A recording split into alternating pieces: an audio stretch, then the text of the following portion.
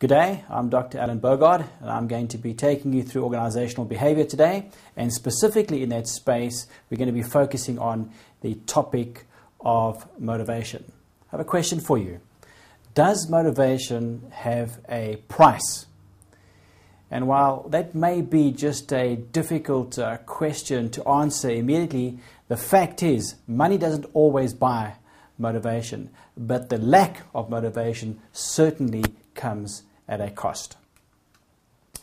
There are some anticipated outcomes for today, and specifically the first thing that we're going to be taking away once we've gone through the session today is we'll be able to recognize the importance of different sources of motivation. The case study involves understanding how the use of motivational theories impacts an individual's performance in the workplace. There have been many definitions of motivation that have been espoused through the years, and we all have our own perceptions and views on motivation. Here's one that has worked particularly well for me throughout the years. Motivation is a driving force within each one of us that spurs us on to action, which leads to self-actualization through that which is meaningful to us personally. Let me take a moment to unpack that definition for you. First of all, it's something within us. It's a driving force deep within us that spurs us on to action. So there's this force that is not from external, but it's internal, that leads us and causes us and compels us to action. The action that we take leads to self-actualization, the realization of more and more of our abilities, our talents, our competence, indeed our potential.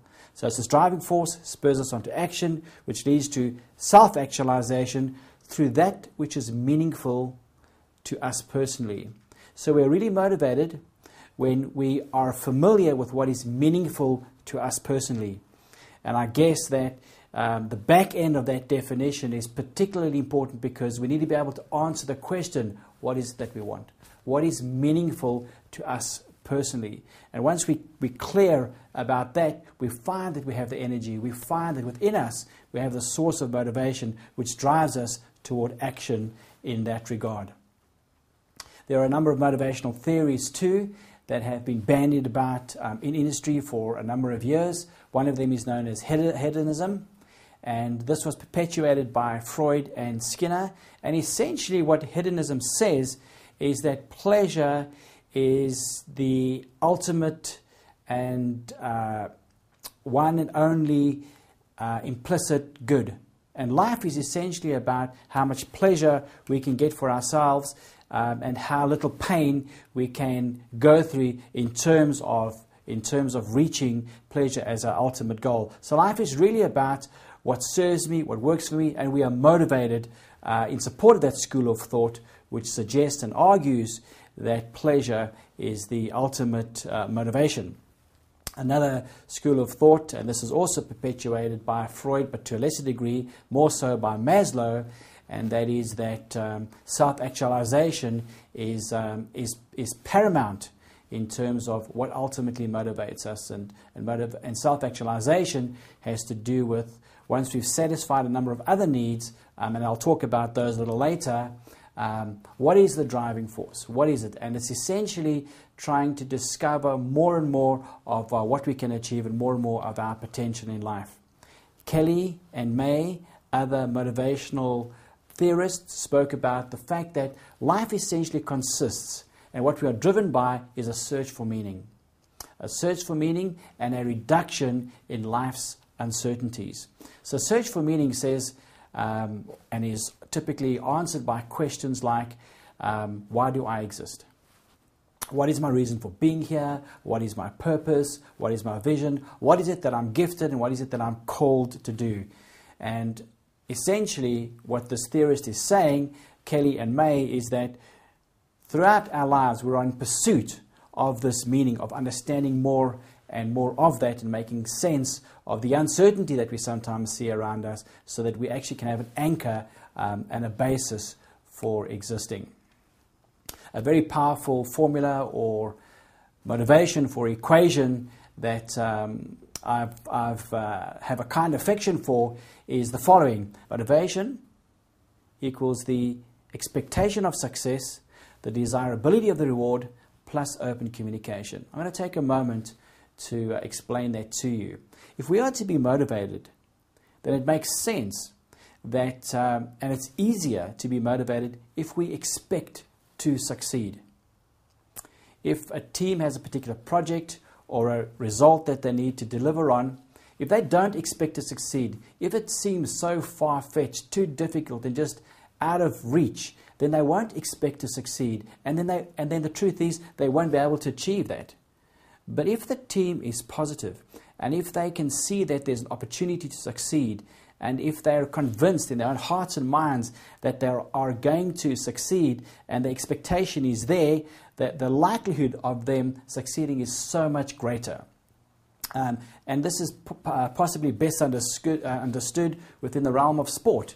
If a team expects to win, then the likelihood of them winning is there. If they go onto the field and they're already defeated, and they have no expectations about a successful outcome, they're certainly not going to perform. So the first part of that equation is particularly important, the expectation of success. There also needs to be, which is the second part of the equation, the desirability of reward. For argument's sake, a team may expect to succeed, and therefore their performance matches that, but in the back of their minds, they're understanding that what they're going to get out of this does not mean anything to them personally, or it's not meaningful to them personally. So you'll find that if the desirability of the reward, it does not match the expectation of success, again it limits the opportunity for promotion, it limits the opportunity for success. I was at a restaurant with a bunch of friends recently, and there was one guy in particular, and what he said to us is that with his pasta, he was very happy to take a tablespoon of chili and just eat it. And we were aghast, and we said, no, don't do that. And he said, no, he wants to. So we said, okay, we just said that we don't want you to do that because we didn't think that you would really do that. But here's the deal. We'll put X amount of pounds on the table. And in fact, we made it 10 pounds. And we said, if you take a tablespoon of chili, we will pay you 10 pounds. And he had the tablespoon of chili in his hands, and he looked at us, and he looked at the chili, and he looked at the pounds, and you could see his mind ticking over. And what he had decided was that the 10 pounds wasn't worth the burn from the chili.